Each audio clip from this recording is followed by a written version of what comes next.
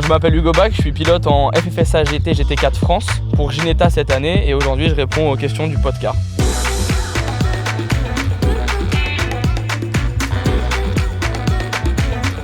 Salut les gars, bienvenue pour ce nouvel épisode du podcast. Aujourd'hui on a un super invité, Hugo. Bienvenue Hugo. Merci beaucoup. Bienvenue. Ça roule, toi bien? Bah nickel, impec, la météo est plutôt très sympathique donc on est trop de content d'être chance. là. Une semaine de pluie et pile le jour où on tourne, le karma est avec nous, c'est magnifique. Ah, c'est un truc de ouf pour un mois d'octobre comme ça là. Il a fait moche pendant 2 mois et là on a le seul jour où il fait beau, c'est magnifique. Ouais, c'est Hugo qui nous ramène le soleil. Ah, c'est ça. C'est moi votre soleil les gars. Ouais, c'est ça. Bienvenue à tous du coup pour cette nouvelle vidéo du podcast. Deuxième épisode de cette nouvelle saison avec notre super régie qui est juste derrière. Je rappelle les petits points hyper importants pour nous soutenir. Suivez-nous sur Insta, sur YouTube. Mettez la petite cloche, mettez les 5 étoiles, ça nous permet de grandir et d'arriver à toujours avoir des invités encore plus cool. Même si je pense qu'avec Hugo, on est quand même au top niveau. Au moins ça, ouais. Ouais, bah ouais, Bien sûr. franchement. Maxime, je te laisse introduire. Et ouais. Bon bah Hugo, est-ce que tu peux te présenter un petit peu, nous raconter un peu ta vie, d'où tu viens, qu'est-ce que tu fais dans la vie, mis à part du coup être pilote. Ouais. Ah, t'es pilote? Putain, Oh, merde. t'es pilote. Et ouais. Non, mais du coup, je m'appelle Hugo, ça a toujours pas changé ça. Je suis étudiant à l'IESEG en Master 1 Marketing aussi. Donc on oscille entre les études et le sport auto. Donc le sport auto, là, ça fait 3 ans que je fais du GT4 maintenant. Donc en championnat de France GT4, j'ai roulé 2 ans avec Aston Martin. Et là, du coup, je roule avec Ginetta Car cette année, qui est un petit constructeur britannique pas très connu, Ok. mais ça marche plutôt très bien. Donc Magnifique. c'est plutôt très chouette. Et sinon, pour mettre un peu d'anecdotes sympas, j'ai peut-être une petite sœur. Voilà, j'ai Pas 2 sûr. chats.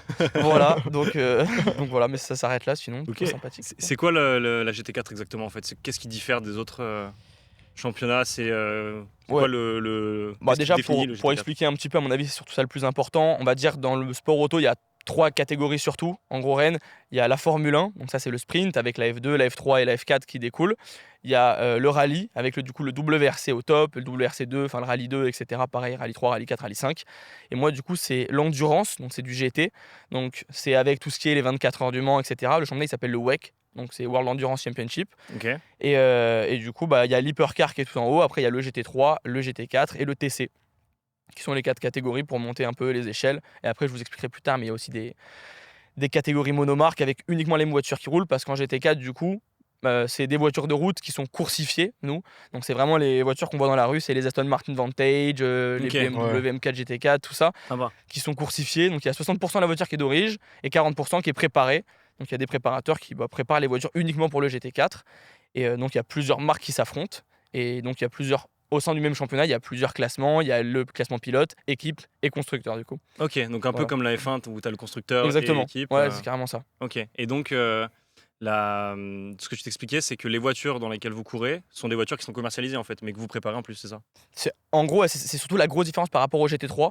En gros, le GT4, c'est qu'à la base, on sort la voiture, elle sort comme pour n'importe qui aurait commandé une voiture. C'est Ouais. la voiture qui sort de l'usine Ouais. et elle est envoyée chez un préparateur. Par exemple, Aston Martin, c'est ProDrive, ça s'appelle, qui font aussi les buggy, par exemple, pour le pour le raid dans le désert. Putain, Ah, truc le de Dakar. Le Dakar. Voilà, quand même, le mec, bref, avait pas le T'es pas Dakar. pilote. Ouais, non, voilà. Eh ben, j'y vais du En fait, coup. c'est Maxime qui pilote. Je vous laisse.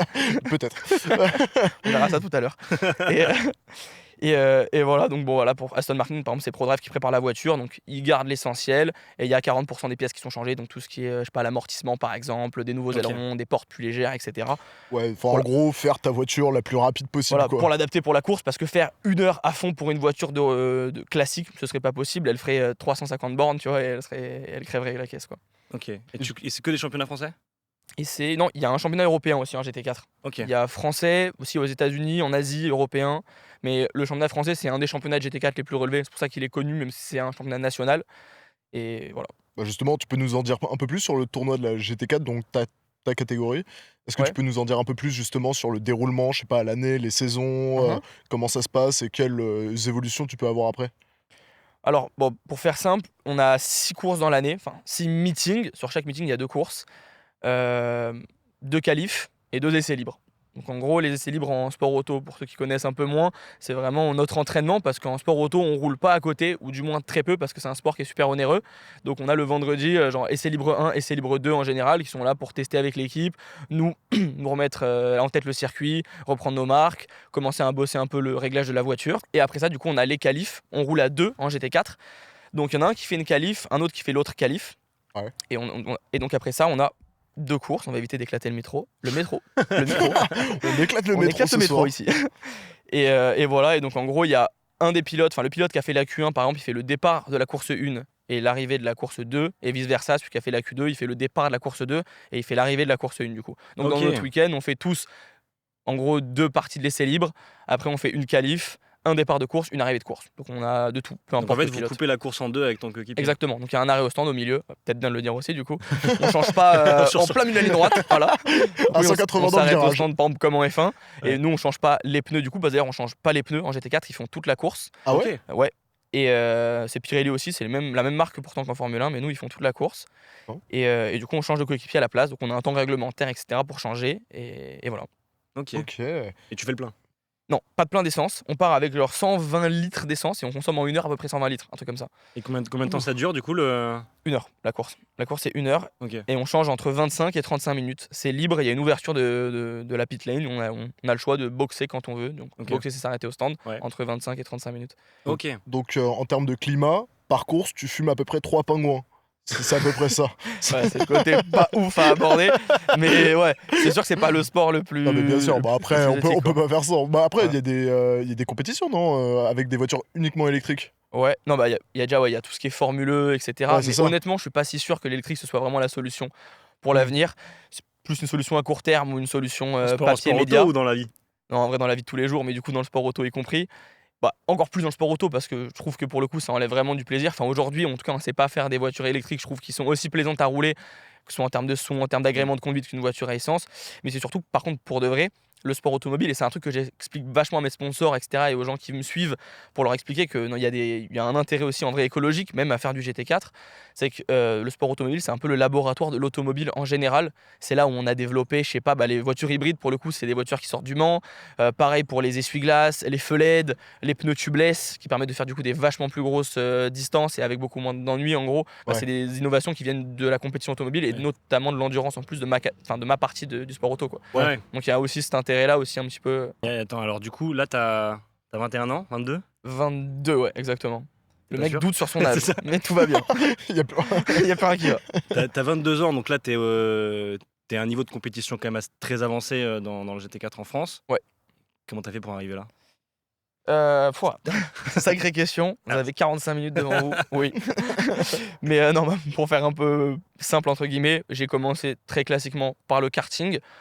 Petit, vraiment, bah, du coup, j'ai dû commencer à 10 ans le karting.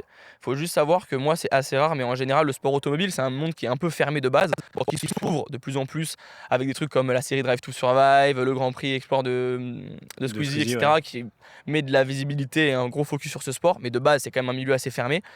Et donc, en général, c'est des fils de pilotes ou c'est plus ce genre de mecs. Des Comme, familles hyper aisées. voilà, comme on peut voir même Schumacher, le fils qui roulait en F1, etc. Ouais. Moi, dans ma famille, il n'y a personne qui s'intéresse aux voitures. Ma mère, elle a une A1 et mon père, il a un T-Max. Donc voilà, on n'est pas sur un environnement automobile qui fait rêver plus que ça. Et pourtant, bah, je suis tombé accro à l'automobile, un peu grâce à à cause, on peut dire, je pense. En tout cas, pour mes parents, c'est plus à cause financièrement. Et de mon grand-père, qui est lui passionné d'automobile et de Porsche surtout. Ah. Et donc voilà, donc petit à petit ça s'est fait. On avait une maison de campagne, je conduisais déjà sur les genoux de mon grand-père le 4x4 à genre 4-5 ans et tout. Petit à petit il m'a donné les volants, les pédales et tout. Ça saoulait mes parents, moi je voulais toujours aller conduire, fallait qu'ils m'emmènent rouler. Et du coup ça les saoulait, donc un jour ils m'ont emmené au karting. Et il s'est avéré qu'il y avait une école de karting vraiment sur le circuit à côté de la maison de campagne. Et donc bah, c'est parti de là, 10 ans de karting niveau régional, national, puis international. Donc j'ai fini avec les championnats du monde et d'Europe à la fin. Ça Mais a non. plutôt très bien marché et Ok. du coup ça m'a permis aussi, grâce à quelques rencontres, bah, de faire ma transition vers le sport automobile. Enfin, le sport automobile. C'était aussi sport automobile, le karting, mais en tout cas vers la voiture, quoi. Mais t'aurais pu faire du rallye ou de la F1, Ouais. du coup, en fait, avec parce que de ce que j'ai compris des profils parce qu'en vrai, là, c'est la Formule 1 qui est un peu au top médiatiquement. Donc, de ce que moi j'ai vu de ça, des profils comme Charles Leclerc ou Pierre Gasly, les Carrément. Français. Tu vois que des profils qui en fait sont au karting depuis 8 ans, quoi. C'est essentiellement ça. Après, le truc, moi je t'avoue, il y a 2 trucs qui font que je fais pas de la monoplace par exemple. Déjà, la monoplace, pour le coup, faut passer très tôt en voiture et du coup en F4.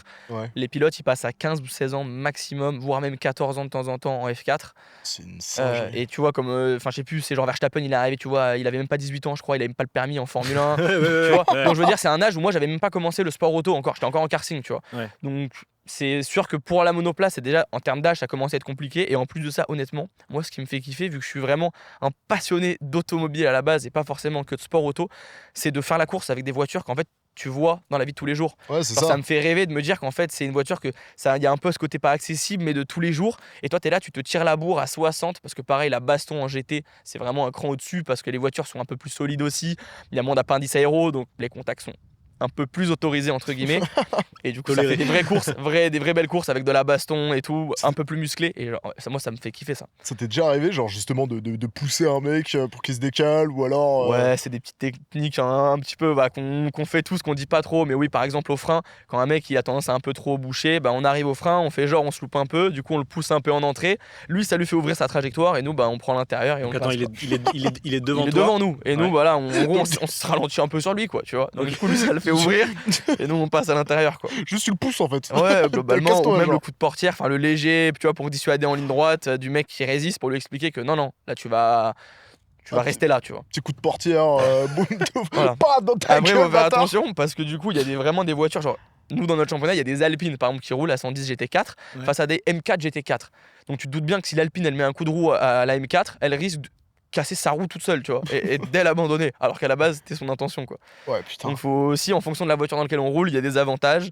Par exemple, l'agilité de l'Alpine, mais des petits inconvénients. C'est sûr qu'à la bataille, rapprochée, l'Alpine, elle est par exemple un petit peu moins bien qu'une M4 qui est vachement plus grosse, vachement plus lourde, et Ouais. plus solide, du coup. Et Ouais. donc tu as fait le choix du GT4 parce que Ouais. tu avais envie de rouler dans des caisses que tu pouvais peut-être rouler aussi en ville. Ouais. Et donc pas de rallye non plus. Pas de rallye. Ouais. Juste Déjà, pas de honnêtement, rallye. je pense que pour mes parents, c'est un sport qui est assez compliqué, Ouais. en vrai, qui est assez flippant. Ouais. Voilà, parce que globalement, il y a leur fils qui, un week-end par Qui met mois, des coups de se la portière. colle à 250 avec 30 autres tarés, tu vois. Ouais. Et le rallye, en vrai, sauf que, ouais, je vais dire, c'est que la différence, c'est que nous, sur piste, en gros, il y a la voiture qui est faite et adaptée, en gros, à la haute vitesse et à ces risques-là. Donc, on est harnaché, on a des équipements, il y a des choses exprès pour les incendies, tout ça, enfin, tout est étudié. Mais l'environnement l'est aussi. C'est-à-dire que sur un circuit, c'est impossible de se retrouver face à un mur de face. Ouais. Tous les murs, ils sont inclinés, il y a des choses qui sont faites pour absorber les chocs, etc. Donc, au final, tout l'environnement est plutôt très bien pensé. En rallye, la voiture est étudiée, ok, il y a beaucoup plus de crash box et tout, mais par contre, le décor, c'est des arbres. Ouais, On peut te manger un arbre à 2,50, tu vois. Oh, putain, même le Donc, public. Donc, Euh, en termes. t'as- Ouais, ouais, non, mais non. oui. Non, mais Ouais, oui, le public carrément, quand même le en public. France aujourd'hui maintenant il fait un peu plus Ouais, il faut gaffe, un peu hein. plus attention, mais Ouais, le pas groupe de B week-end. à l'époque, Le groupe B, c'était j'allais parler du groupe B. n'importe quoi. Le gros B, tu voyais les mecs sur la route, Il s'écartait littéralement. au moment où les voitures passaient. Ouais, mais c'est n'importe Ça, quoi. vous tapez putain. Ouais, groupe franchement. B sur YouTube, groupe B crash, là vous allez tomber sur les Ouais, trucs. vous allez vous faire peur un peu. Ouais. Putain, ça me rappelle le même là, tu sais, en rallye là. Ça va, Dani? Tu sais quoi? J'ai plus de frein, j'ai Les plus de rêves frein. sont folles. Ouais, Genre, putain. On va pour gauche, 2 et 3, attention, putain les freins. Non, non. Ça va dodo. Ça va dodo. Non, mais ouais. Putain, en rallye, t'as 1 milliard de rêves de crash, mais genre des crashs, mais toujours plus. Bon, là, ça va, eux, ils étaient pas marrants, mais pour le coup, tu peux avoir des trucs Dramatique. quand même un peu Ouais, sales bizarre. en rallye, c'est une dinguerie. Mais ouais, du coup rallye, ouais, enfin très sympa. Évidemment, c'est un truc qui me plairait d'essayer parce qu'en vrai c'est trop sympa quand même. C'est un peu plus le côté, ouais voilà, tu découvres, ils connaissent pas bien la piste. Nous c'est plus du par cœur, c'est Ouais. de la technique vraiment plus poussée. Eux il y a un peu plus d'instinct aussi, donc c'est un truc qui est super sympa et l'adaptabilité, je pense qu'elle est encore meilleure qu'un pilote de circuit. Et par contre, ouais, comme je te disais, moi c'est le côté course aussi qui me fait kiffer. Et en rallye, tu te bats contre un chronomètre, Ouais, c'est ça. alors que sur Ouais. circuit, pour le coup c'est la Là, c'est position en vraiment, piste. tu te bats à la position. Voilà, Et c'est quoi la exactement. moyenne de vitesse sur une heure? La moyenne de vitesse. Enfin, grosso modo, En tu vrai, vois. franchement, j'en ai aucune idée, mais ça doit être genre autour des 160, 170 à mon avis, un truc comme ça. Ah ouais, donc tu roules quand même un peu vite, quoi. Genre dans un Et- virage, t'es à combien toi, généralement? Ça dépend des virages. Bah, ça j'imagine, dépend des mais- virages, mais je sais pas, un virage connu, genre c'est Signe au Castellet, c'est le droit qui passe quasiment à fond. Bah, ça se passe à 205, 210. Intéressant, ouais. Et Donc la ta VMAX, maman, c'est elle est- 250 quoi en gros. Ta maman, elle est là, tranquille, dans le virage. Ouais, je t'avoue qu'elle regarde aucun départ, elle est de dos, vraiment. Ah ouais Ah ouais, non, vraiment, mais. Ah non, mais c'est dur pour mes parents, Parce que franchement. c'est et quoi le tout. moment le plus risqué de ta Ouais, course? c'est le départ. Ouais. Enfin, en tout cas, mais même, c'est que aussi, ils savent tellement enfin, je mets tellement d'énergie et tout dans ce sport, c'est tellement demandant en termes de temps, d'énergie, de travail, que en gros, sur un petit incident au départ qui est même pas forcément de ta faute. En gros, tu peux tu vois, perdre la course, tu peux abandonner, tu peux avoir un incident qui fait qu'il y a des répercussions et tout. Donc c'est un peu le moment compliqué où elle, en fait, elle a surtout peur, je pense, au fond, d'être déçue aussi pour moi, qu'il se passe un truc et du coup que la déception soit immense parce que son fils est déçu, en gros. Mais Ouais, donc elle a quand même passé un peu le cap de ok, juste il roule vite et ça me fait peur. Et ouais, du coup, voilà. ok. Mais il y a un peu de ça aussi parce Ouais, que tu vois, il y a le forcément, côté. ouais. Le départ, vraiment, les 30 voitures sont collées avec 1 mètre de distance, tu vois, donc bon, Ouais, voilà. non, mais tu vois, je comprends un peu ta maman parce que la mienne elle est pareille. Dis-toi que là, hier, je lui en ai parlé du coup du tournage d'aujourd'hui. Ouais. Et vraiment, elle m'a dit tu montes pas dans sa voiture. Je lui dis maman, tu sais, on va être sur route ouverte, etc. T'inquiète pas. Elle m'a dit tu montes pas dans sa voiture. Genre vraiment, pendant 45 minutes, elle comprenait pas pourquoi. J'étais là en mode maman, j'ai plus de chances de mourir avec toi dans la voiture qu'avec lui. Elle était en mode oh, non, c'est pas vrai. Pour le coup, en vrai, sur la route, justement, je pense que je fais encore plus attention que plein de conducteurs pour le coup, parce que sur la route, oui, je suis conducteur aussi, je suis pas pilote, mais parce que justement, j'ai cette sensibilisation au risque et que, je veux dire, tu vois, là, j'ai eu un accident cette année, c'était mon premier accident, parce que j'ai un triangle, enfin, en gros, j'ai la direction qui a lâché à Spa-Francorchamps, heureusement pas dans un virage trop rapide, mais j'ai tapé un mur à 95 km/h, En pleine course. en pleine course, Oh, waouh. tu vois, et j'étais tout harnaché, j'ai pris tarif, genre même, tu sais, t'as un voile presque devant les yeux pendant 5 secondes, tu sais plus où t'habites, tu comprends même plus, tu sens plus trop ton corps et tout. Et tu te dis que là, t'as tapé à 90, harnaché complet et tout, dans un mur de pneus, etc. Tu te dis, mais là, sur la route, t'es juste avec une ceinture de sécurité, pas de casque, rien, et tu tapes dans un arbre, même à 90. Je sais pas si je serai là dans la même forme pour vous parler aujourd'hui. Donc, tu vois, ça te remet un peu les pieds sur terre aussi, le sport auto, et tu te dis que voilà, la route, c'est la route aussi, tu vois, et que même, tu vois, il y a le côté pilote, ouais, ok, c'est vrai, j'estime beaucoup mieux maîtriser ma voiture que 98% ou 99% des gens qui roulent sur la route. Mais là, c'est quoi? J'ai cassé le triangle. Enfin, je veux dire, sur ma voiture de route, malheureusement, ça peut aussi arriver d'avoir une défaillance technique, tu vois. T'as un truc qui casse, et t'as beau être pilote, ce que tu veux, il y a un moment donné, oui, tu peux peut-être un peu plus avoid le truc, mais la finalité sera la même. Et Tu prends si l'arbre. tu prends un Tu prends arbre ou peut-être un à 20 truc, tu cm à prends. droite, mais tu le prends quoi. Ouais, voilà, tu vois. Ouais. Donc voilà. Ok. Ouais, bien sûr, j'imagine que Et l'arbre. donc, tu peux rassurer ta maman. Voilà, ok. Gros bisous, maman. Voilà, dédicace. Du coup, on va continuer. Aujourd'hui, du coup, t'es étudiant et pilote. Ouais. Il va y avoir au bout d'un moment une séparation. Oui, complètement. Où est-ce que tu te situes entre... Même si c'est pas fini tes études aujourd'hui et que je pense que tu réfléchis encore beaucoup à ça, toi, tu le vois comment l'avenir, justement, entre un avenir sécurisé avec le diplôme, etc. et de l'autre côté, le pilote que tu es et un avenir qui peut potentiellement être plus zigzagué. Bon, alors, l'IESEG, bouchez-vous les oreilles. Non, je plaisante. Honnêtement, jusqu'en karting, j'ai toujours privilégié les études parce que le karting, je le voyais vraiment comme un loisir plus, mais un loisir quand même. Parce qu'il faut savoir que depuis que je suis tout petit, mes parents, en gros, ils me disent le sport auto, c'est hors de question, tu seras jamais pilote. En fait, comme beaucoup de parents et beaucoup de gens qui veulent être artistes ou pilotes, C'est ou ça. sportifs, Tu je seras veux dire. jamais chanteur ou tu Voilà, seras jamais pilote. c'est un truc, c'est tellement risqué, les parents ils le savent qu'ils en veulent pas pour leur enfant et ils savent aussi que c'est un truc très compliqué, donc qu'une voie classique c'est souvent mieux, entre guillemets, sachant que j'aimais aussi beaucoup l'école, etc. Genre j'étais un mec qui était content aussi d'aller en cours, tu vois, donc il n'y avait pas vraiment d'intérêt particulier à vraiment me consacrer énormément au sport. Donc j'avoue, je le prenais aussi bien, enfin moi je trouvais ça cohérent aussi, c'est vrai que voilà. Forcément, c'est des métiers plus risqués. J'ai un côté un peu cartésien qui me disait que c'était bien aussi de se concentrer sur l'école quoi, et le lycée et tout ça. Et j'avoue, du coup, quand je suis passé en voiture, là, pour le coup, ça s'est professionnalisé. Et puis, les résultats viennent de plus en plus et je vois de plus en plus d'opportunités. Donc, effectivement, aujourd'hui, je commence à mettre un focus de plus en plus sur le sport auto, bien que je laisse pas du tout de côté mes études pour autant. Mais c'est vrai que j'ai la chance d'avoir le statut sportif de haut niveau à l'IESEG. L'IESEG, là-dessus, ils sont top. J'ai vraiment un accompagnement de fou. Et en vrai, j'aime bien dire, je fais 51% 49. C'est-à-dire que je me consacre autant aux deux. C'est pas pour autant que je délaisse le sport auto ou que je délaisse les études, mais pour le coup, s'il y a un match, c'est-à-dire si j'ai un examen et une compétition auto en même temps, je vais à la compétition auto. Et après, malheureusement, je me débrouille avec l'école. Après, ils sont souvent super arrangeants, mais voilà, je veux dire, s'il faut que j'aille au retakes, tant pis, je vais au retakes et je passe pas mon examen. Si on arrive à trouver une solution, tant mieux. Mais voilà, je mets le focus sur le sport auto et après j'avise et je fais en sorte que ça se passe bien à l'école parce que bon, c'est aussi un peu donnant-donnant. Eux, ils me permettent ils me donnent et ils m'autorisent des absences et après il faut que moi aussi j'y mette du mien et que voilà, je montre que ça marche dans les deux sens. Contrat, c'est un deal Ouais, où clairement. tout le monde doit être content. Exactement. Et pour l'instant, ça s'est plutôt toujours bien passé, donc ils sont plutôt contents. Voilà, j'avoue que quand je suis arrivé à l'IESEG, il n'y avait pas trop d'accompagnement, etc. Mais justement, j'ai fait aussi un peu changer les choses. Donc là, je suis ambassadeur en gros sportif à l'IESEG. Donc il y a mon article et tout sur le compte de l'IESEG. Mais c'est trop sympa parce que du coup, ils me mettent un peu Stylé. en avant. Moi, ça me crée de la crédibilité aux yeux de mes partenaires et tout. Donc en vrai, c'est un peu donnant pour tout le monde. Et au final, bah là, je me retrouve à en parler dans un podcast. Du coup, et à vendre au final l'école sans vraiment le vouloir. Donc Ouais. bon, au final, il s'y retrouve, c'est sûr. Mais en vrai, c'est parce que je suis content aussi que je le dis, quoi. Et surtout Donc, qu'en plus, moi, je suis dans la même école que toi. Ouais. Et que j'ai vu en plus toute la communication de l'école. Et c'est comme ça aussi, même que je t'ai vu Ouais. arriver, on t'a aussi interviewé avec des associations, etc. Enfin, ouais.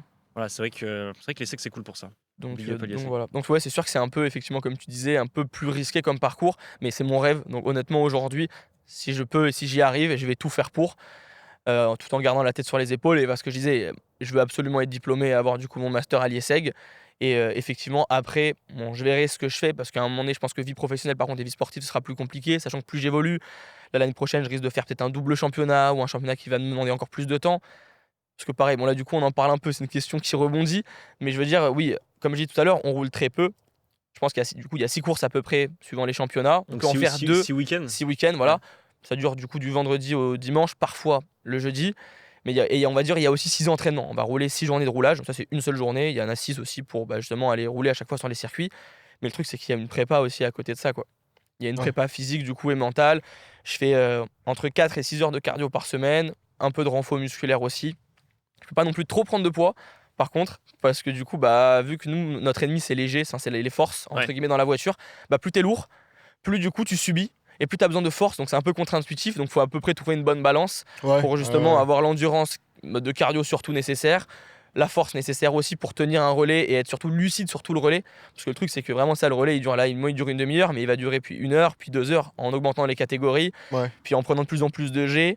Et dans la voiture, il fait 60 degrés, on est casqué, combinaison et tout. Donc, Ah, garder c'est physique de ouais, malade. donc Quoi. garder la lucidité pendant tout ce temps-là, c'est sûr que c'est pour ça surtout qu'on s'entraîne physiquement en fait. C'est plus pour pour garder du coup, De la lucidité. la lucidité, et pour pas qu'en fait on soit concentré sur ah mais en fait j'ai mal, ah je suis fatigué, et que du coup vraiment à 250 on soit concentré, parce que pour le coup le moindre moment d'absence peut avoir des grosses conséquences, même en dehors des conséquences de performance, mais des conséquences même de santé, quoi, du coup. Ouais. T'as Ouais. déjà été témoin de gros accidents? Témoin de gros accidents, ouais. Ouais, j'ai mon meilleur pote qui a fait un tonneau il y a 2 Wow. ans en GT4 en qualif. Ouais. Ouais, sacrément impressionnant quand même. Sacrément impressionnant, mais au final, aucun séquelles grave. On est quand même super bien protégé, ce que je disais, sur circuit quand même. Donc voilà. Mais ouais, mais c'est sûr, quand on voit les trucs là, comme il y a eu comme est arrivé à Grosjean, tu vois, à la télé, on sait aussi un peu ce que c'est. Là, c'est des moments où vraiment ça fait vraiment froid dans le dos. Et quand on voit tous les pilotes de F1, les plans où ils sont tous bien refroidis, ouais, on comprend. Et je peux vous dire que le moment le plus compliqué en général, c'est quand il y a un crash comme ça. Ça arrivait beaucoup en karting, surtout des tonneaux, etc. Où le pilote vraiment il repart dans l'ambulance et tout. Et toi, tu reprends ta course, on refait un départ. Et là, t'es bien refroidi quand même. Ouais, Tu d'un te dis, coup, bon, le départ, il est moins. en général, le deuxième départ, il est un peu plus calme, ouais. Ouais, Ouais, tu voilà. m'étonnes. Et justement, pour rebondir juste avant sur ce que tu disais par rapport à au temps de préparation, etc. Du coup, aujourd'hui, tu es étudiant, tu es professionnel, oui, professionnel, tu es Semi-professionnel, en vrai. C'est la semi-professionnel. catégorie dans laquelle je roule, c'est semi-pro, en gros. Semi-pro. Tu as une famille, tu as des amis, j'imagine que tu vas en soirée, tu es jeune. Comment tu arrives à emboîter tout ça, en fait, dans ta semaine? Comment tu arrives En vrai, je vais pas faire pas de leçon ou me prendre pour quelqu'un que je suis pas, mais c'est vrai que ça demande quand même des sacrifices. En vrai, c'est pas possible de tout faire. Donc, il y a un moment donné, il faut faire des choix. Mais évidemment, j'ai envie de dire plus que des sacrifices, c'est plus des choix. Je suis pas triste de pas aller à la soirée du BDE ce soir, quoi. Et je veux dire, c'est parce qu'effectivement, j'ai d'autres trucs à faire, mais que j'ai Dis pas ça à choisi de lui, les faire, hein. au fond. Comment? Ouais. Lui dis pas ça, lui. Mais que j'ai choisi de les faire. Donc au final, c'est plus des choix que des sacrifices. Mais c'est sûr que, ouais, je veux dire, même au lycée, je sortais très peu, parce qu'en plus, j'étais dans un lycée qui était assez exigeant. Puis pareil, en vrai, je suis compétiteur, donc je suis assez exigeant même dans ma scolarité. Donc je travaille quand même pas mal. Bon, je vais pas non plus faire genre, je passe mes journées à travailler, mes nuits à travailler quand même. Je suis en école de commerce. mais c'est vrai que quand même, bon, je bosse un petit peu, et que l'un dans l'autre, plus j'essaie d'avoir des petits jobs aussi à côté pour un peu gagner des sous, etc. Et être un peu indépendant aussi. Comme tu dis, la famille, je suis très famille en plus, donc mes grands-parents, etc. Mes potes. Voilà, c'est sûr que ouais, voilà. Même Ouais. les copines, de temps en temps, faut gérer, et ça peut être compliqué. Donc Ouais. voilà, parce que forcément, en termes de timing, faut arriver à accorder un peu de temps à tout le monde, Ouais, et ce qui est- surtout ça, savoir s'accorder du temps, quoi. la clarté que tu as sur le niveau 51, 49, sur tes priorités, ta passion, etc., ça te permet de faire en fait juste des choix et d'avoir cette bonne balance. C'est juste, voilà, c'est juste cette Ouais, de les affirmation faire que. confortablement, du coup, c'est sûr. Enfin, du coup, vu que c'est un peu des. Enfin, je veux dire, c'est sûr que mes choix, je les fais pas par dépit ou quoi. Je sais à peu près vers où je vais. Et du Ouais, coup, t'as au pris du final, recul, t'as réfléchi, tu t'es dit ok, en fait ça Ouais. c'est ma passion, ça je sais que j'en ai besoin dans ma vie de tous les jours, la famille, les amis, etc. Et du coup à quel niveau tu vas les mettre et combien de fois tu dois les voir pour être bien. Et je pense qu'en fait Ouais, si c'est tu ça. réfléchis pas, si tu prends pas du recul sur ça, impossible de jongler avec autant de trucs. Bon, après, dans la vie, j'ai envie de dire, je suis toujours comme ça. Enfin, c'est toujours une Oui, bien histoire de sûr. balance. Mais Ouais. c'est sûr que oui, là, dans la balance, il y a plus de, il y a plus Il de y a un peu plus de facteurs. Donc, choses. c'est un peu Ouais. plus dur à régler. C'est ça. Mais dans le fond, ça revient au même. Ouais. Ok, c'est cool. J'ai une petite- Ouais, vas-y, tu fais la. Tu veux la faire? Non, mais vas-y. Arrête. Je peux me la poser toute seule si vous voulez. Pose la nous, on te répond. C'est ça, allez. Du coup, les carburants de synthèse de chez Porsche, ça vous dit un truc? Tu peux m'en dire un peu plus? Il en fait tomber Plus de la bonnette. Et je la recapote. Waouh. Hugo. Du coup, c'est quoi, toi, tes perspectives d'avenir, du coup, là, dans le cadre du coup, du pilotage? Toi, c'est quoi ton objectif réel aujourd'hui? Mon objectif, je vais commencer en vrai par le plus simple, c'est l'objectif à long terme. En vrai, c'est gagner les 24 heures du Mans, qui plus est avec Porsche. Enfin, en tout cas, Porsche, c'est vraiment la marque qui me fait rêver. Donc, on est en train de tout dessiner pour aller vers cet objectif-là, du coup. Et honnêtement, il y a pas mal d'opportunités différentes qui s'ouvrent à moi. Il y a des choses qui sont en cours dont je ne peux pas forcément trop parler pour l'instant. Mais en gros, l'année prochaine, il y a des trucs assez logiques. Je pourrais par exemple passer sur du GT4 Europe pour passer du coup sur un programme que je connais, mais par exemple du coup dans on va dire une catégorie avec un peu plus de niveau entre guillemets. J'avais déjà fait une course du GT4 Europe cette année. J'avais fait les 6 courses du championnat de France, pardon, et aussi une course du GT4 Europe pour un peu déjà découvrir l'environnement, etc. C'était bien passé. On avait fait, je crois, 7e et 12e du général en qualif sur 60 pilotes. Ah oui. Donc Ouais. c'était pas trop mal pour notre première en Europe, donc c'est plutôt cool. Voilà, et sinon après j'avoue qu'il y a les championnats monomarques qui m'intéressent pas mal. Bon, c'est un truc dont on n'a pas trop parlé, mais c'est pas trop le but ici. Mais en gros, il y a un truc en GT4, GT3 Hypercar qui s'appelle la BOP, c'est la balance of performance, balance de performance.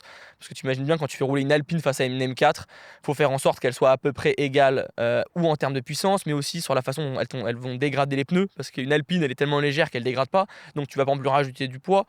Mais par contre, elle avance pas assez en ligne droite, donc tu vas leur acheter de la puissance, tu vas enlever de la puissance à la BM, et on peut jouer sur la hauteur des voitures. Enfin bref, il y a plein de facteurs. Et du coup, j'avoue que c'est jamais parfaitement égal, et il y a souvent des voitures un petit peu mieux ou un petit peu moins bien, etc. Sur un championnat complet, en général, c'est assez homogène. Mais du coup, par course, faut vraiment arriver à maximiser quand ta voiture elle marche mieux, à scorer quand ta voiture elle marche mieux, maximiser quand elle marche un peu moins bien, etc. Et donc j'avoue qu'il y a aussi des championnats monomarques qui existent, comme la Porsche Cup ou le Lamborghini Super Trofeo, qui sont des championnats où il y a uniquement Porsche ou Lambo qui roulent par exemple. Là, t'es sûr que la balance Et là elle est au moins parfaite. voilà, c'est un Ouais. peu plus toi face à toi-même. Donc il y a Ouais. toi, le réglage que tu fais avec ton team et avec ton ingénieur.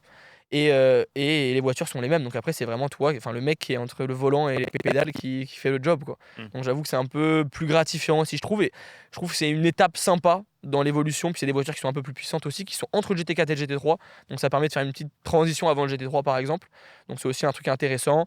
Et voilà, après il y a d'autres championnats comme le LMS, le P3, c'est des prototypes, etc. dont, que mon écurie fait aussi rouler, Ginetta, que mon constructeur fait aussi rouler, donc pourquoi pas des opportunités là-dedans. Enfin bref, on est Ouais. fermé à rien, on verra quoi. Et objectif 24 heures du Mans. Objectif 24 heures du Mans, Ok. exactement. Mais On du sera coup, là. finalement, Les tickets VIP. Du coup, comme tu as dit, là, les tournois avec qu'une seule marque Ouais. à l'intérieur, finalement, ça ressemble un peu au NASCAR, quoi, du coup. Bon, avec plus de virages, m'insulte pas. Là, il veut te Ah, démarrer. Là. Et encore, t'as vu les NASCAR maintenant, il y a de plus en plus de virages. Ouais. Ils font des courses avec des virages et Ah tout en ouais NASCAR. Ouais. Oui, pour moi, juste il tourne en rond. Ouais, Mais- même plus maintenant. Il y a des courses aussi avec des virages, c'est des fous. Alors, si je dis pas une connerie, au pire, tu mets une gifle, c'est pas grave. T'es loin, t'as de la chance. Oh, le plan. Y a Se lève. pas- Ouais, c'est ça. C'est pas une NASCAR qui a défoncé les records du 24 heures du Mans? Non, il y a eu un truc, c'est que l'année dernière, ils ont fait rouler une NASCAR V8, une seule, au 24 heures du Mans, ouais. Mais le bruit, surtout le V8, je crois que c'est un V8 dedans, mais c'était magique. Voilà, Ouais. tout le monde l'a regretté cette année qu'il y soit pas, juste pour le son, parce que Ouais. le plaisir que ça fait. Et puis les on-board, j'avoue, le coup de com était pas mal. Ouais. C'était un truc sympa. Après, bon, Oui, donc, c'est un peu hors compétition, Ouais, voilà. finalement. c'était ailleurs, quoi, ça. Ouais.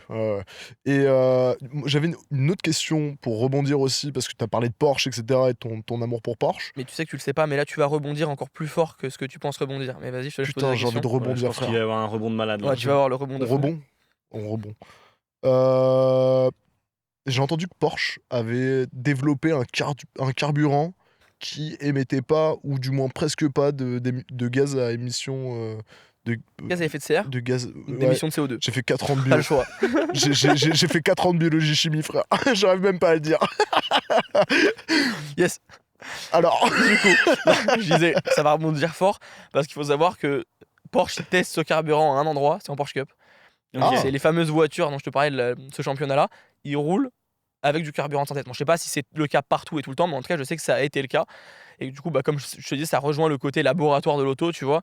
Ils l'utilisent dans leur Porsche Cup. En fait, c'est génial, du coup, c'est un carburant de synthèse. Donc, c'est fait, je crois que c'est l'électrisation de l'eau. Enfin, il y a un mécanisme comme ça derrière. Donc, le truc qui est assez compliqué quand même et qui font qu'ils ont du mal à le faire en grande quantité, c'est qu'il faut que cette électricité, du coup, elle soit verte. Si tu la produis avec une centrale à charbon, il n'y a complètement aucun intérêt. c'est vrai que ouais. Là, Donc d'un coup, voilà, donc je crois que c'est en Argentine surtout qu'ils la produisent avec de la géothermie ou des trucs comme ça. J'ai pas envie de m'avancer dans un truc que je sais pas, mais bon. En tout cas, je sais qu'il me semble que c'est en Amérique du Sud et que c'est du coup ils arrivent à la faire verte, mais juste pas en très grosse quantité. C'est ça surtout qu'ils l'hybrident pour l'instant, mais ce qui est génial, c'est que ça permet d'utiliser nos moteurs actuels. Donc c'est-à-dire qu'en termes de coûts et de développement, on utiliserait nos moteurs actuels légèrement modifiés, et encore je suis même pas sûr, dans lequel on mettrait du coup cette essence-là, Propre. qui est une essence propre en fait, qui est une essence qui n'émet pas de gaz à effet de serre pour le coup. c'est Ou ouf. très très peu comme tu disais, donc Parce que du coup, ça contrecarrait absolument tout Bah, le. tout. Voilà, c'est franchement presque tout, parce que du coup, on n'aurait pas le problème du stockage, par exemple des batteries, tu vois, et toutes ces choses-là, puis l'extraction du lithium au final, qui est quand même une matière fossile aussi, quoi. Ouais, bah, ouais, bien sûr. Et ouais, donc franchement, moi, c'est un truc, enfin, franchement, ça, c'est chapeau. J'avoue que c'est une des solutions qui m'excite le plus et dans lequel je vois beaucoup d'avenir. Il y a l'hydrogène, mais bon, ça, le Ouais, problème, ouais. c'est un aspect plutôt danger. C'est qu'honnêtement, aujourd'hui, on le Bah, ça maîtrise pas explose, ouais. vraiment, voilà. Ouais. Et du coup, ouais, il y a Ouais, un petit parce- aspect danger, comme tu Parce disais. que ouais, l'hydrogène, il me semble qu'il faut garder l'hydrogène sous C'est la moins tempé, 200, ouais, c'est ça, c'est la c'est la température. sous moins ouais, 200 ça. degrés, donc avoir un putain de frigo ambulance dans ta Et voiture, pour le coup, c'est l'hydrogène, il faut aussi mettre à niveau les moteurs. Donc, Ouais. Mais pour le coup, au Mans, il y a des trucs, enfin, ils font rouler des projets, etc. Il y a des projets pour faire rouler les voitures, enfin les futurs hypercars à l'hydrogène. ok. putain, c'est ouf. Voilà. Donc, comme quoi, là, on a une preuve vraiment concrète Ouais, du du R&D laboratoire. que font. Voilà, c'est ça, Ok. exactement. On avait une seconde partie un peu plus axée le risque, même si on l'a évoqué un peu avec les crashs que tu as vus déjà. Bah, pour ton jeune âge, tu as déjà vu des trucs un peu hardcore. Comment tu te places par rapport à ça, toi? Est-ce que tu as genre, peur de la mort quand tu pilotes? Est-ce que tu as ce truc-là de défiance où tu te dis là, il y a quand même une chance sur X que juste me foire et que ça soit terminé, ou que ton pote, ou tu vois? Honnêtement, je pense que c'est pour tout pilote pareil, sinon on ferait pas ce sport. Au moment où on met le casque, on oublie tout. Tout l'aspect risque, presque, on n'y pense plus. Il est évidemment peut-être dans un coin de notre tête, mais c'est plus un facteur. J'ai envie de dire, si tu commences, il y a tellement de choses à penser dans la voiture. Si le facteur risque commence à être une solution, alors oui, il y a plein de façons d'utiliser le mot risque. Il y a le risque de est-ce que je vais doubler là ou pas là, mais en Mm. fonction de par exemple mon résultat, est-ce que ça vaut le coup de prendre ce risque-là, d'y aller. Et le risque tout court, le risque du danger. Et là, pour le coup, oui, non, ça j'avoue que quand on met le casque et qu'on ferme la visière, ouais, on devient un petit peu débile. J'avoue que là, j'ai l'air de quelqu'un Alors là, de très calme, la très maman de sage. Maxime, là, faut qu'elle arrête d'écouter. Ouais. Très posé. Maman, Ça va, je désolé. mets pas le casque dans la voiture de route. Mais jusque-là, on devrait être bon. Mais ouais, j'avoue qu'on est, voilà, je suis plutôt très calme, etc. dans la vie de tous les jours. Mais ouais, quand on met le casque, on a un petit autre côté de nous-mêmes, notre petit Devil qui sort et qui s'énerve un petit peu quand même. Ouais, bah, tu m'étonnes. Mais justement, c'est marrant, t'en as parlé, c'était la question que je voulais amorcer juste après. Toi, ta notion de rapport risque-danger, donc quand j'entends risque-danger, c'est le risque, ça va être le dépassement que tu vas faire face à l'autre pilote. Et je sais pas, je te dis une connerie, le virage il est méga serré, etc. Donc ça c'est le risque. Le risque que t'aies un crash, il est énorme, et le danger avec. Mais du coup, toi, où est-ce que tu mets le curseur justement entre les deux? Est-ce que tu te vois, est-ce que ça arrive souvent que tu prennes des énormes risques mais avec beaucoup de danger, ou il y a des fois où tu te dis je prends beaucoup de risques mais il n'y a pas beaucoup de danger derrière finalement? J'ai envie de dire, il y a deux choses. Premièrement, il y a le côté intuitionnel. Je veux dire, de base, c'est malheureux, mais on dit souvent que c'est toujours les mêmes pilotes qui s'accrochent. Mais c'est pas parce que ils sont moins bons ou quoi que ce soit, c'est juste que c'est dur de travailler sur notre intuition face au risque et notre prise de décision. C'est un truc qui se fait tellement instinctivement que c'est un peu, est-ce que de base tu prends les bonnes ou les mauvaises décisions? Est-ce que tu vas savoir? C'est pas un truc sur lequel tu vas pouvoir bosser parce que t'as pas vraiment de temps de réflexion. C'est vraiment de l'intuition et de l'instinct. Donc sur les départs, ce genre de choses, là ça arrive beaucoup. Tu as ta notion de risque, et en plus en général, enfin moi ça c'est un truc que je ressens beaucoup. C'est en général quand tu veux pas prendre de risque que tu t'exposes au risque. Parce qu'en fait, quand tu es dans l'action et que c'est toi qui maîtrise ce qui se passe, parce que tu prends l'action, tu décides ce qui se passe, Et pas au en final réflexion. tu maîtrises beaucoup plus parce que tu es dans l'action. Alors qu'à l'inverse, si tu veux éviter les problèmes, souvent c'est là où tu retrouves dans une situation où tu t'exposes à du risque et potentiellement à des crashs. Ouais. Enfin, Et en tout cas, en pour être- karting, Pour être dans l'action et sur le toit, il faut que tu sois préparé Ouais. au maximum en fait. c'est tout qui s'après, mais ça, en karting, pour le coup, tous les crashs en général que j'ai eu, c'était des crashs où je partais devant au début et j'étais pas habitué, pas à l'aise. Ouais. Et j'ai voulu du coup assurer le coup, entre guillemets. Et en fait, au final, j'ai pas assuré du tout le coup. Je me suis éclaté. Donc voilà. Après, avec l'expérience, ça vient. On sait un peu aussi comment faire les choses. Là, cette année, c'était mes premiers départs devant et j'ai complètement géré. Alors pour autant, j'avais jamais fait de départ devant en voiture. Mais effectivement, là, pour le coup, l'expérience du karting aide peut-être un petit peu. Donc ça, c'était le premier côté risque. C'est un peu, est-ce qu'on l'a ou on l'a pas. C'est la prise de décision un peu. Et après, il y a le risque, évidemment, quand on joue il y a beaucoup d'enjeux quand même dans ce sport, mais des enjeux de performance, des enjeux financiers. Et donc forcément, est-ce que le jeu en vaut la chandelle, entre guillemets? Ouais. Oui, c'est une question qu'on se pose.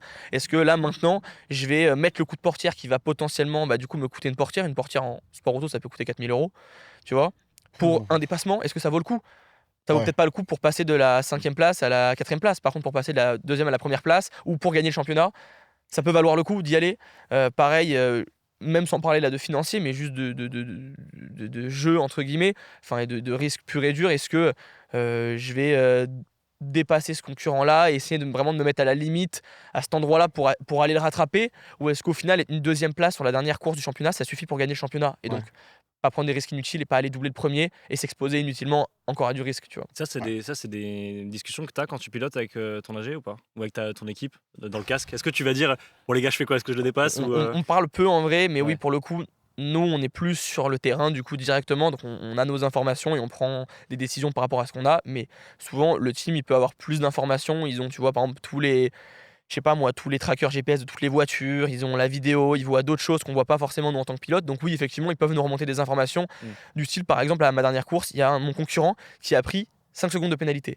Donc, en fait, je savais très bien que j'avais, tu vois, genre un gap à respecter et que j'avais pas besoin d'aller chercher plus parce que rien que d'être dans cette zone de temps, ça suffisait pour être devant lui. Tu vois. Ok.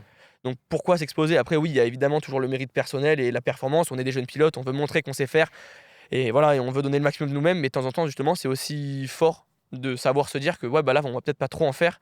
Et on va justement prendre les précautions nécessaires et pas non plus s'exposer à du risque inutile, quoi.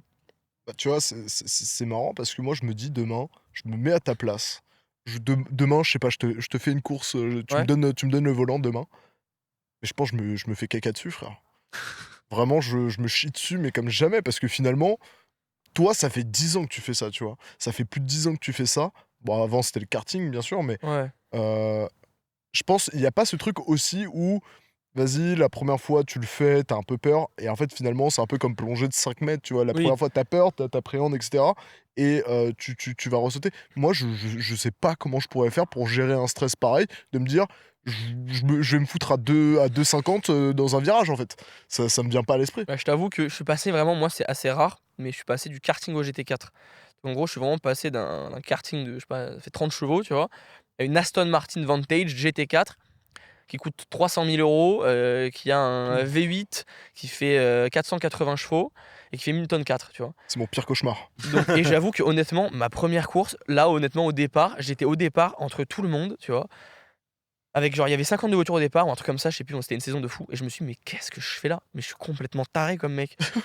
Non, mais c'est vrai, tu te dis, non, mais là, tu sais, t'es sur la route, déjà, tu roules une voiture. En plus, il y a un truc qui est très dur en sport auto pour le coup, face au risque, c'est que dans une voiture de route, toucher une autre voiture, c'est un drame. C'est-à-dire, t'es là, tu fais une rayure sur ton aile de voiture, bah, moi le Ta premier, journée elle est foutue. je quoi. pleure. Ouais. Je suis en PLS, je suis là, c'est la fin de ma vie. Sur circuit, t'arraches un rétro, c'est normal, tu vois. Ouais. Tu te casses une porte, ok. Donc tu vois, faut arriver. C'est dur quand t'as le volant dans les mains de se dire, genre non mais là je peux aller m'appuyer sur la voiture. Genre c'est normal, ça fait partie du match où je peux mettre 2 roues dans l'herbe pour doubler un mec. Tu vois, sur la route, tu vas pas te dire, ouais je vais mettre 2 roues là derrière la bande d'arrêt d'urgence sur l'herbe pour passer un mec. Non, ça n'existe pas, ça ne t'arrive pas. Et tu sais même pas le comportement que va avoir la voiture. En vrai, est-ce que sur l'herbe, une voiture de course ça tient? Enfin une voiture ça tient. Tu vois à Ça quel tient, point t'as tient. de l'adhérence, tu vois. Si toi tu te poses la question, Ouais. moi La je veux première pas fois, savoir. tu sais pas. Donc voilà, c'est comme on dit, c'est du risque, c'est de l'expérience, c'est des choses qu'on apprend, tu vois, avec le tas. Ah, ouais, bah, ouais, Mais ça, voilà, mais j'avoue que je vais forcément, même nous en tant que pilote aussi, bah tu vois, on passe plein de steps. Là, si l'année prochaine, par exemple, je roule dans une voiture plus puissante, évidemment, tu vois, t'as ce truc de waouh, ok, tu passes un gap. Là, ouais, non, mais là, c'est moins marrant, tu vois. T'arrives à 270 en bout de ligne droite, c'est plus la même que t'arrives à 250, tu vois. Faut voir les choses différemment, les Ouais. infos arrivent plus vite, faut évaluer et analyser tout plus vite. Donc voilà quoi. Non, mais c'est marrant, quand tu m'en parlais là, tu vois, de ce genre de, tu vois, mettre tes roues sur de l'herbe, etc., qu'est-ce que ça donne? Ça me fait penser au type qui, en NASCAR, encore une fois, désolé. Fan de NASCAR avec nous là. Pas du tout, j'ai jamais regardé, mais, moi, mais vous avez sûrement vu le mec là qui se prend le virage et il colle sa putain de bagnole. C'est très très connu ça. Ah, le mec qui a fait le. Qui a pris le mur. Ouais. Avec une espèce de la force Ouais. centrifuge en fait. Non Ouais, en Ouais. gros, il s'est laissé déporter, il est resté Ouais. à fond, il allait taper dans le mur et il a fait tout le virage dans le mur, mais du coup sans freiner. Et s'il s'est qualifié et tout machin, En enfin un frottant truc. le mur, parce qu'en Et fait du coup, c'était ils pas ont- dans la Ils ont dû réglementation. interdire la règle parce que c'était autorisé jusque-là. Ils avaient pas pensé qu'il y a un mec qui allait pouvoir utiliser le mur pour passer plus vite, tu vois. Le mec, quand tu vois les images, mais il a des couilles. Tu sais, c'est Mais vraiment quand tu- ce. Ça fait quoi en fait si je touche le mur en fait là, vite fait? Championship in Phoenix. Take a look at what he did. I have never seen anything like that before in my life. Et c'est une dinguerie, Et c'est quand tu parles incroyable. de risque, du coup, bah, c'est pile ça. Le Ouais. mec, il s'est dit, genre, est-ce que je tente? Est-ce que j'y vais? J'éclate Ouais. le mur, tu vois. Et là, pour le coup, c'est en NASCAR, t'as des voitures qui sont éliminées à chaque fin de manche, un truc comme ça. Enfin, même moi, j'y connais pas trop en NASCAR. Et du coup, bah là, il s'est dit, tu vois, perdu pour perdu. Bon, effectivement, il y aura peut-être des dégâts matériels, mais s'il a l'oseille derrière et tout, autant essayer d'aller chercher le titre ou d'aller chercher la qualif. Ah, tu Et il a m'étonnes. tenté un truc de fou, quoi. Mais il faut avoir l'idée quand même. Mais parce Faut que, l'avoir. ouais, c'est vraiment ta voiture, elle touche le mur. Ah, je sais pas, il y a un petit Elle coin touche. qui. Elle éclate le mur. Il y a un petit coin qui dépasse, boum, t'es mort en Il fait est full finalement. dedans, il est full dans le mur. hein. C'est impressionnant, tu vois. Ouais. Donc, Ah ouais, le mec, il a la mentalité d'un conducteur de berlingot place de l'Étoile, tu vois. C'est une dinguerie de faire ça, tu vois. la ref est folle, mais la ref est très bien. Merci. Mais ça nous fait une bonne transition, ça, parce que juste avant de tourner, on a parlé un peu de ta voiture qui est le modèle Une exact, Ford Fiesta ST, ouais. Ford Fiesta ST, que du coup tu roules tous les jours, souvent dans Paris, etc. Et donc en plus, bon, il y a l'ISEC qui t'aide et où t'es un peu médiatisé, etc. Mais t'as aussi tes propres réseaux sociaux Complètement. où tu parles de ta voiture, où tu Ouais. parles de ton quotidien, de ton expérience. Ouais, etc. c'est vachement plus streetwear, passion. Enfin, en tout cas, genre, j'ai, bah, comme beaucoup de pilotes, j'ai mon Instagram, mon LinkedIn et tout, qui est le côté un peu plus pro. Insta un peu entre les deux, et j'ai mon TikTok, ouais, où effectivement, là, pour le coup, c'est vraiment c'est plaisir. Je partage un peu de tout, des expériences un peu de backstage voiture, sport auto, des trucs vraiment plus classiques, un peu où tout le monde peut s'identifier avec ma voiture de route. Enfin, ouais, là-dessus, voilà. Et il t'est arrivé, donc, on en parlait juste avant de tourner, une petite anecdote de contrôle de flic dans Paris. Ouais, parce que bon, elle est bleue électrique, ma voiture. Donc elle est un peu visible, pas très visible. Et du coup, ouais, je me suis fait arrêter, contrôle de routine, et on m'a reconnu. Voilà. Je me suis fait arrêter, et je sais plus, ça commence à discuter. Et là, ça me sort un monsieur Bach dans la conversation. Moi, je fais pas attention, mais là, il y a eu 2 secondes, et j'ai dit quoi? Pardon, excusez-moi, vous avez dit monsieur Bach, d'accord. Ok. C'est bien, Donc, moi, oui. voilà, j'avoue que Là, tu te dis, là, c'est bon, là, faut arrêter de faire le compte et dans voilà, les tu fichiers. dis que Là. ça. Pas besoin de carte d'identité Voilà, du coup. c'est ça que là, ouais, faut faire attention à ce que tu fais parce que t'es surveillé, quoi. Ah Ouais. putain, c'est une dinguerie, putain. Et t'as jamais eu d'accrochage en ville? Honnêtement, non. Honnêtement, non. Mais ce que je dis, en vrai, je fais vraiment attention avec ma voiture de route, mais en fait, c'est parce qu'aussi, il y a un truc de fou. La première fois que je suis sorti de ma voiture d'une voiture de course et que j'ai reroulé avec ma voiture de route, j'ai failli me manger sur un rond-point. Parce qu'une voiture de route, ça ne freine pas, en fait. Mais c'est le truc le plus impressionnant sur circuit, c'est la décélération, c'est les freins. Entre les pneus slick et puis tout le système de frein qu'on a, ça a une décélération, mais genre une voiture de une GT4, ça freine beaucoup plus fort qu'une GT3 RS, qui est déjà une Porsche ouais de Ouais. presque de course, mais ça freine vraiment plus tard. Donc quand tu remontes dans une voiture de route, en fait, tu te rends compte que ta voiture, en fait, mais tu sais, tu sens même pas la décelle. Je suis arrivé au rond-point, j'ai freiné, puis j'ai voulu rajouter du frein. Et en fait, je me suis rendu compte que j'étais dans l'ABS et que j'étais à fond. Ah Et oui. même moi, dans la voiture, j'avais pas la sensation de freiner, tu vois. Ouais. Ah putain, mais Donc en fait, tu te rends compte qu'une voiture de route, pareil, ça prend du roulis. Enfin, une voiture de route, c'est une voiture de route. Le mot, il est pas pour rien. À la rigueur, une voiture de sport. Ouais. Mais c'est sûr que oui, du coup, faut faire vachement attention et que. Ouais. Là, c'est que j'ai jamais pensé à ça. Genre, Ouais, tu sais, tu c'est- viens de t'envoyer une demi-heure ou une heure à Ouais. 200 en moyenne, et là, d'un coup, t'arrives et Mais c'est tu- pour tu ça vas qu'il faut rentrer vraiment dans faire ta- attention. On nous dit, Ouais. ouais, souvent les pilotes, faites attention, ouais, la route, c'est pas un circuit. Mais dans la vie de tous les jours, c'est sûr qu'on se fait un peu plaisir aussi de temps en temps, avec modération, même parce qu'on sait qu'on maîtrise, qu'il n'y a pas de danger, etc. Voilà. Mais c'est sûr qu'en tout cas, les trajets où on rentre de course, ouais, là, pour le coup, là, c'est vraiment 6ème régulateur, pas de bêtises, ça roule à la limitation de vitesse. Parce que là, pour le coup, la notion de vitesse, etc., elle est complètement modifiée. Et on pourrait même, du coup, ne pas faire attention et rouler beaucoup trop vite sans même le vouloir, juste parce qu'on n'a plus cette sensation de vitesse, quoi, en fait. Non, c'est ouf. Et genre, moi je te dis une connerie, mais genre tu piles en voiture, toi c'est Il se passe rien dans la tranquille. voiture. Il se passe rien du tout. Il se passe rien. Vraiment, j'ai l'impression que ça. Enfin, pour moi, le problème de voiture de route, c'est vraiment les freins. Bon, après, c'est parce que honnêtement, sur la Fiesta ST, ils ont pas fait beaucoup d'efforts. Ford, c'est des monopistons à l'avant. Bon, ça va pas parler à beaucoup, mais je veux dire, c'est vraiment un frein. Enfin, il y a très très peu de mordants, donc ça freine pas extrêmement bien et il y a pas beaucoup d'endurance de freinage. Donc honnêtement, c'est pas son point fort, quoi. Ouais, pas de frein céramique, GMK il sera pas content. Mais voilà, c'est carrément ça. Les Mais gars, attention avec GMK. les céramiques, hein, premier degré. C'est un truc qui est pas trop connu. Mais pourquoi il n'y en a pas en vrai sur les voitures de tout le monde aussi? Bon, bien évidemment, ça coûte super cher. Ça freine trop fort. Ça freine pas à froid. Ah, ça freine pas à froid. Ah oui, ouais. c'est vrai, faut les chauffer. Et ouais, et du coup, bah, ça veut dire que tu Ça sors veut dire ton parking, tu mets mi-pédale, la voiture elle s'arrête pas, tu t'éclates ton portail de chez toi. Quoi, tu vois. Ah, mais c'est pas non plus ça, mais c'est pas loin. Je veux dire, vraiment, à Ouais. froid, ça freine pas bien, ça freine beaucoup mieux à chaud. Mais du coup, pour une utilisation quotidienne, il n'y a aucun intérêt. Et c'est pour ça que même sur les Porsche, sur plein de Porsche, il n'y a pas toujours les céramiques. C'est Ouais. bien quand on fait du circuit sur une GT3 RS, mais sur une Carrera ou une voiture qu'on utilise vraiment pour le quotidien, enfin, aujourd'hui, c'est beaucoup de voitures de fonction d'ailleurs, les 911, c'est sûr que ça vaut pas forcément le coup, quoi. Alors là, on passe du coup à une autre partie, un peu plus lifestyle, un peu plus détente, jeunesse. C'est plus vlog en fait. Voilà, on se régale. Un peu plus, ouais, cucul la praline. Du coup, j'ai vu ton site internet. Déjà, félicitations. Il est très cool. Je peux remercier ma maman. Vraiment, c'est elle qui l'a fait. Merci, maman. Et j'ai vu que tu avais choisi une citation d'un Ouais. mec pas trop connu qui s'appelle Ouais. Steve Jobs. Ceux qui abandonnent ne gagnent jamais. Ceux qui gagnent n'abandonnent jamais. Oui. Pourquoi et comment 3 heures. Ouah. Pourquoi et comment? En vrai, déjà, premièrement, c'est pas une citation super connue de Steve Jobs. Ouais. Donc j'aime bien parce que c'est pas non plus une citation qu'on voit partout.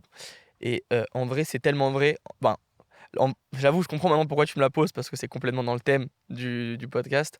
Mais c'est vraiment, ça veut dire essayer, quoi. Je veux dire, pour gagner, il faut essayer. Il y a ceux qui font rien qui gagnent rien. Et c'est un peu d'ailleurs le slogan de la Française des Jeux. Ils ont Ouais. un peu un truc comme ça. Tu sais, Ouais. tous les tous gagnants les gagnants ont tenté leur chance. Tu vois. Ouais, gagnants c'est sont des ça. joueurs. Bah, Ouais. c'est un peu ça, quoi. Ça Ouais. veut dire, bah voilà, je trouve ça génial en vrai. Et peu importe ce que ça donne, c'est ce que j'ai toujours dit à mes parents, parce que pareil, en tant que parents, évidemment, ils ont un truc qui rentre en compte, c'est la frustration de leur fils. Et mon père, il a toujours eu un peu peur de ça, c'est que ça aille pas au bout et que j'en sois frustré, mais pas pour des raisons perso, plus pour des raisons bah, justement financières ou etc. Et que ce soit pas juste mon niveau qui limite. Et je lui ai toujours dit, mais en vrai, je m'en fiche. Je serais tellement moins déçu, je pourrais me dire toute ma vie que j'ai essayé, tu vois, j'ai donné le max, on a donné le max, ça le fait pas, tant mieux ou tant pis, mais on aura tout donné, quoi. Donc en gros, bah, voilà, c'est un peu la, la, la, Là, Voilà, je suis c'est un d'accord, peu on le- est C'est là. un peu là. C'est un peu On là. est là. voilà. Bref, Super. Ouais, mais en fait, je passe l'action après. c'est un peu le résumé de la phrase, quoi. C'est Ouais. un peu le résumé de la phrase. Autrement Non, dit. mais C'est un mec qui t'inspire du coup, Steve Jobs. Ouais. De fou.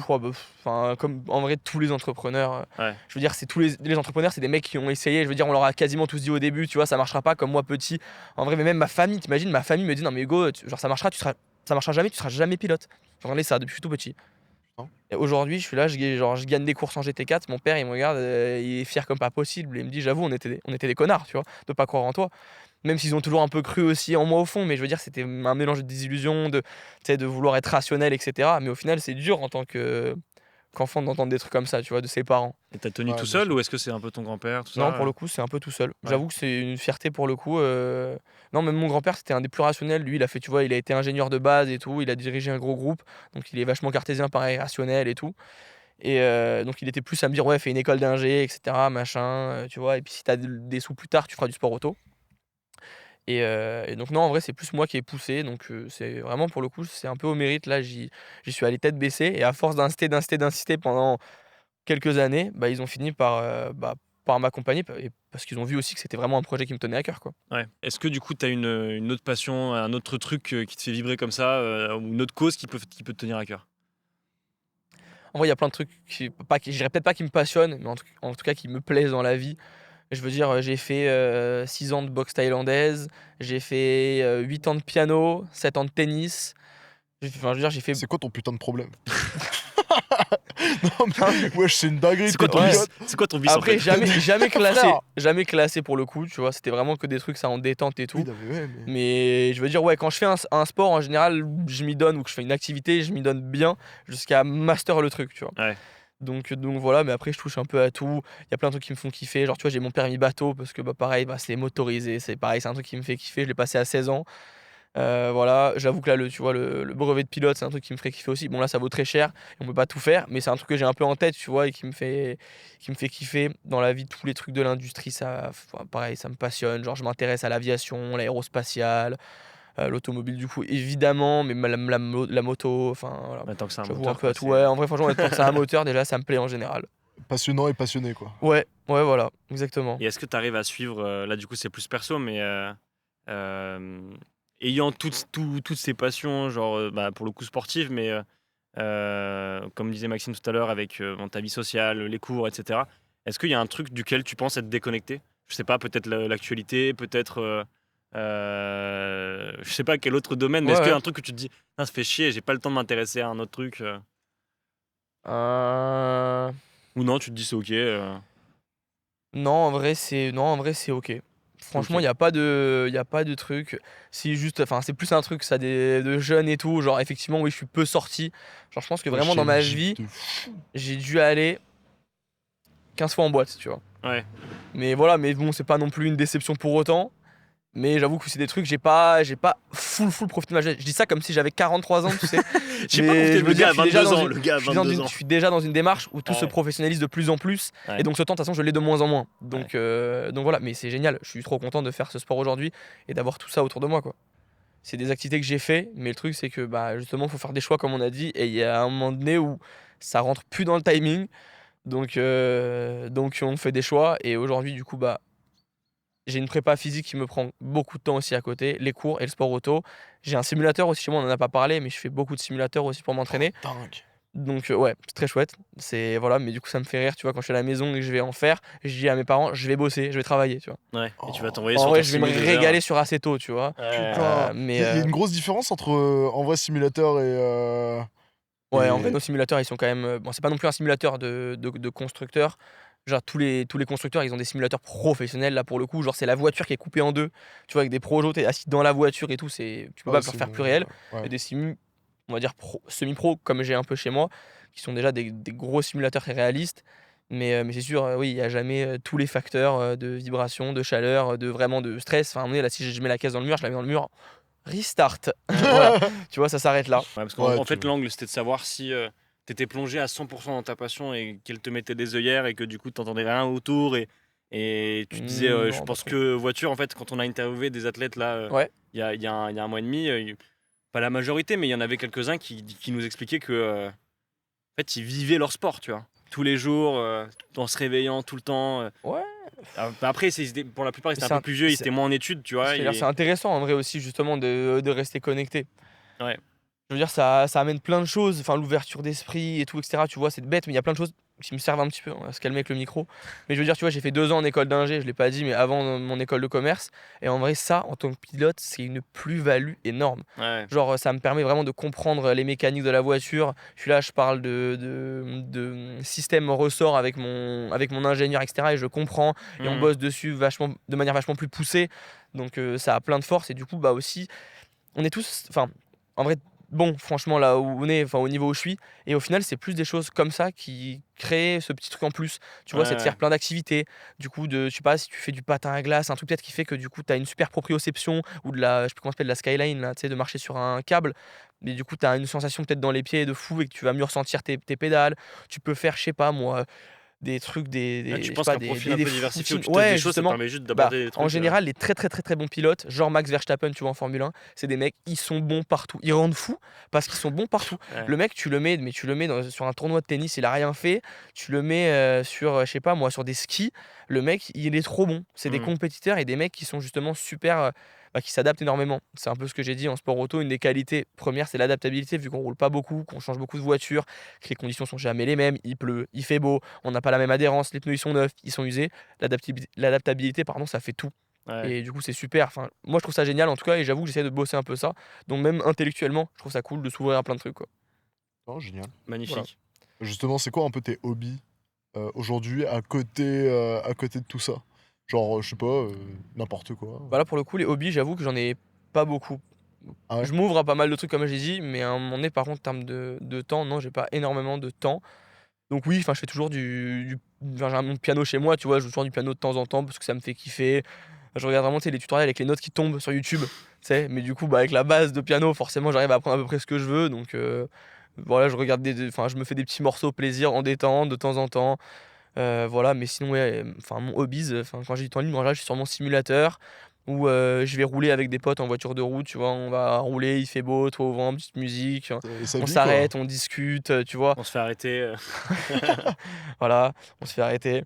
Mais je veux dire, essentiellement, ça tourne pour le coup. Mes hobbies, je suis vraiment un gros malade de l'automobile, donc ça tourne quand même essentiellement autour de ça, tu vois. Mais voilà. quoi.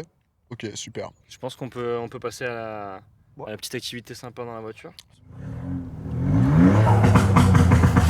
Oh la dinguerie. Là, t'as juste mis un coup de gaz, là. Dinguerie, putain. Là, t'as juste mis un coup de gaz. Oui, mais à 3000 tours, tu vois, dans le respect de tout le monde, quoi. Ouais. Elle lâche des flammes? Quand il fait nuit et qu'elle est très chaude en ligne d'échappement, oui. Écoute, on se retrouve dans ta voiture là pour Ouais. faire une petite activité, un petit jeu. L'idée, c'est de te tester justement sur tes connaissances de la route. Ok. Donc, on va te poser quelques questions. Le but, c'est que tu répondes le plus rapidement possible et qu'on voit si t'es bon ou pas. Et qu'on voit du coup si tu peux garder après ton permis. Ouais, c'est En fait, ça, c'est nous, d'accord. on va Ouais. décider après si tu Ouais. gardes ton permis ou C'est pas. auto-école V2, quoi. C'est ça, exactement. Tu Yes. fais la première question? Ouais. Est-ce que t'es prêt, Hugo? Oui, je suis complètement prêt, là. Vas-y. Bon alors chef, du coup la première question elle est très simple. Tu sais ce que c'est que la différence entre un carrefour à sens giratoire et un rond-point? Ouais. C'est quoi, du coup? Je pense l'avoir en vrai. Vas-y. C'est une question de priorité. Ouais. Non. Ouais. C'est qu'il y en a un, il y a priorité sur le rond-point. Du coup, ouais, pour moi, c'est le rond-point, il y a priorité dessus. Le carrefour à sens giratoire, il y a priorité à ceux qui rentrent. Genre place de l'Étoile. Bah génial, t'as complètement faux. C'est vrai, ouais, c'est nickel. C'est l'inverse. C'est l'inverse. Allez, nickel. Ça Parce bombarde. que ouais, on a tous l'habitude de dire rond-point. Bah oui, mais c'est ça, ce que j'ai pensé sur la logique des choses, c'est que Ouais. je me suis dit le rond-point, c'est le rond-point, voilà. Et carrefour à sens giratoire, Et c'est en fait, trop élaboré, tu vois. Ouais. Voilà, carrefour à sens giratoire. Exactement l'inverse. C'est complètement l'inverse. Ok, bon, bah Donc voilà. en fait, tout ce qu'on voit autour de nous, c'est des carrefours Ah ouais, à sens giratoire. Et un rond-point, c'est les places de l'étoile. À présent, je dirais carrefour à sens giratoire. Exactement. Moi, je prendrais du coup Exactement. un À chaque carrefour fois. à sens giratoire, quoi. Ouais. Je fais la deuxième question. Ouais. Hugo, t'es encore dans le truc, hein, j'espère. Hein. Bien sûr, je suis complètement. Bah, en plus, surtout que je fais un sans faute là jusqu'à présent, donc c'est bien. Ouais, Fais franchement, kiffer t'es les pas mal. petits Hein. là, fais kiffer les petits. Regarde. Attention. Ah, ils sont trop mignons, les gros sourires. Ok, Hugo, t'es encore dedans. C'est quoi la distance de sécurité entre deux voitures sur une autoroute quand t'es à 130? C'est. Il me semble. Hein. Tac, tac, tac, tac. Là, il va à droite. Parce que ouais, là tu vas à droite chef. À 130, Ouais. Ouais. donc on prend le 13 Ouais. et on le multiplie. Là, du coup, t'es allé à gauche. C'est pas grave, continue, c'est pas grave. Ouais, non, mais j'avais envie d'aller à gauche en fait, c'est pour ça. Et à un moment donné, je suis pilote. Ouais, c'est vrai, c'est toi qui je décides. décide ce que je fais. Quoi. Finalement tu fais Non, ce que j'ai tu juste veux. pas écouté l'information, c'est que j'étais concentré sur ce que j'étais en train de te dire. Distance de Voilà. sécurité à Donc 130. distance de sécurité à 130, bah, j'ai envie de dire c'est ou 13 x 13 ou 13 x 6 la bonne réponse. Mais Maxime, réponse. si c'est ni l'une ni l'autre, c'est très fort.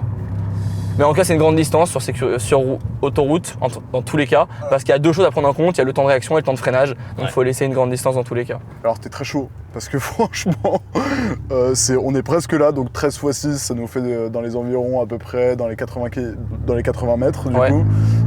La réponse, selon ChatGPT, c'est 72 mètres environ. Ok, Donc c'est t'es ça. vraiment pas loin. Donc ça doit être ça. genre. En tout cas, en auto-école, ce qu'on nous apprend, c'est le 13 x 6. Du coup, le 13 x 13, ça doit être la distance d'arrêt, donc temps de réaction plus temps de distance de Ouais. freinage. Ouais, c'est ça. Donc bah, bien joué Ok. à toi, chef.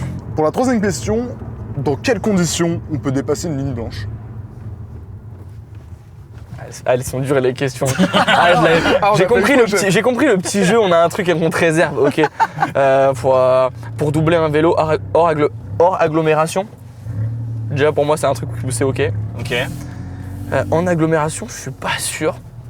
Alors il y a 3 raisons. Et je sais pas moi, un accident, ou en tout cas c'est que des cas un peu exceptionnels quoi. Mais ouais, bah, je les ai pas la réponse, vas-y donne-les parce que là c'est... Alors, si un véhicule est en panne, t'as le Ok, droit ouais, donc de- c'est le côté accident un peu Ok, que j'ai dit. C'est ça, Ok, ouais. bon, donc vite fait. si Ok. un véhicule est en panne ou accidenté. Demi-point.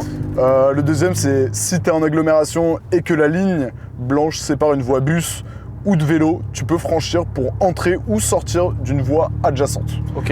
Ok. Donc voilà. Ah, et ça la va, dernière voilà. raison, c'est si tu tournes à gauche, dans une rue perpendiculaire.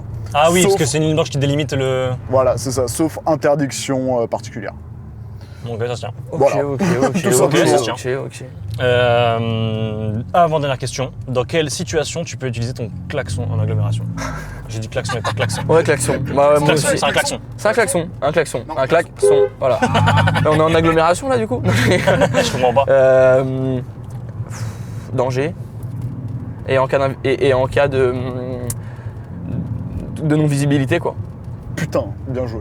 Je m'attendais à putain, t'es vraiment nul. Putain, bien tu m'as fait à joué. droite. Enfoiré. Ok. Ok, Maxime, je te laisse faire la dernière question. Ah ouais. Ouais. Bon, alors là, celle-là, Cette joie. celle-là, C'est hyper là, joli. carrément, j'ai demandé spécifiquement à ChatGPT celle-là. Ok.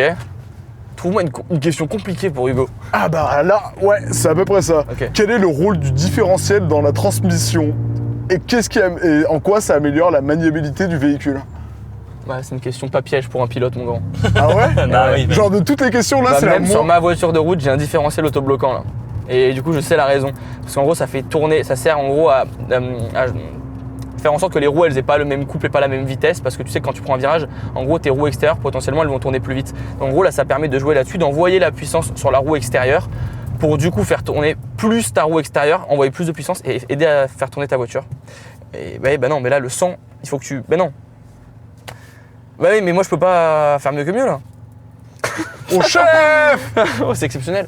C'est un cas de danger, je peux tirer mon klaxon ou pas? Non mais ok.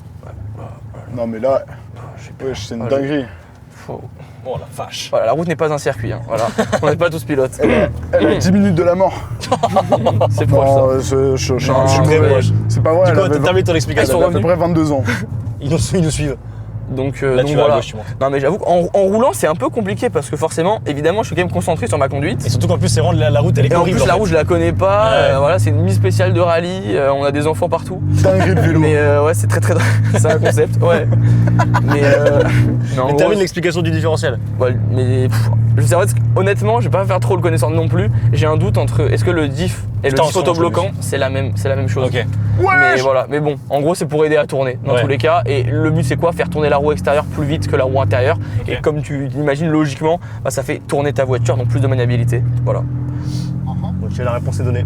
Bah bien joué à toi. Du coup, on n'a plus de questions. Voilà. Je pense qu'on va. Ah, Voilà. le diff, t'as voulu me niquer sur ça, t'es vraiment une petite merde quand même. Parce que tu sais que c'est la question la plus connue en compliqué. Ah Je veux ouais. dire, à la base, enfin, là je l'expliquais vraiment ultra simplement. Mais je veux dire, Villebrequin par exemple. Pas si Mais vous oui, connaissez, ils ont toujours ils l'ont dit on fera la voilà, vidéo sur ils le l'ont différentiel. jamais faite parce que vraiment Ils pour sont le coup. séparés à cause de ça en fait. C'est ça en fait, c'est super compliqué. J'ai des insides en fait. c'est pour ça. Premier degré, genre c'est très compliqué. Ouais. Et comme je dis, il y a le système, il y a le classique, le autobloquant. Il me semble que c'est pas vraiment les mêmes. Il y en a Ouais. qui synchronisent plus ou moins. Ouais, il y a plein de choses et c'est vraiment compliqué quand même. C'est un des trucs automobiles les plus durs. Franchement. C'est un beau bordel. Ouais. Eh ben écoute, Mais c'est génial. Merci Hugo. Merci beaucoup Hugo. C'était un plaisir de t'avoir sur du coup le podcast. Sur l'émission du podcast, épisode 2, saison 1. Parce que la saison d'avant c'était une saison 0. On t'écoute. Du podcast. Et là, je pense qu'on va cutter là-dessus. On va cutter sur le podcast. C'est Et là, dingue. tu sais, on va mettre la voiture en gros sur la vidéo comme ça. Merci encore Hugo. Merci Maxime. Merci Bah Marie. merci Ben, merci Hugo. Suivez-nous sur YouTube, activez la cloche, likez cette vidéo, c'est hyper important. Suivez-nous sur Instagram, TikTok, on est partout. Pour nous soutenir aussi, il y a les étoiles sur Spotify, pensez-y, notez-nous, mettez des commentaires, on a besoin de vous, de votre force pour réussir à grandir. Merci encore Hugo. Et de toute façon, Merci à vous. Merci encore, je peux te faire un petit bisou? Ouais, petit bisou. allez. Attends, je peux Ouais, pas mais balancer. à la sécurité, c'est la ceinture. Putain, c'est une dinguerie. C'est trop mignon. Ouais. Moi, wesh. Ouais, vas-y. Mouah. Ciao. Ciao.